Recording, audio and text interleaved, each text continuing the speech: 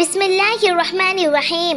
আসসালামু আলাইকুম প্রিয় বন্ধুরা, আপনি কি জানেন জান্নাতের এমন কিছু গাছ আছে যেগুলোর ডাল এত বিশাল যে তার ছায়া অতিক্রম করতে একজন মানুষকে শত শত বছর চলতে হবে, আর তার ফল এত বড় হবে যে একটি ফল খেতে একটি গোত্রের মানুষ মাসের পর মাস খেতে থাকবে।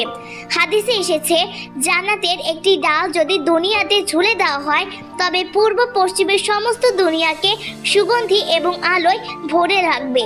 ভাবুন তো, দুনিয়ার সবচেয়ে বড় ফলও একজন পরিবারের জন্য কয়েকদিন চলতে পারে, কিন্তু জান্নাতের একটি ফল এমন বিশাল হবে যে গোটা সম্প্রদায় মাসের পর মাস তা খেতে থাকবে তৃপ্ত করে। এখানে ক্ষুধা থাকবে না, তবু থাকবে অশেষ ভোগবিলাস আর উপভোগের আনন্দ, আর এই সবই আল্লাহর রহমতের নিদর্শন। তাহলে প্রশ্ন হলো, আমরা কি এই ক্ষণস্থায়ী দুনিয়ার লোভে জান্নাতের সেই অসীম সুখকে হারাবো? যদি আমরা নামাজ কায়েম করি, গুনাহ থেকে বাঁচি, আত্মীয়তার সম্পর্ক বজায় রাখি, তাহলে আল্লাহ আমাদের জান্নাতের সেই বিশাল নিয়ামতের অধিকারী করবেন।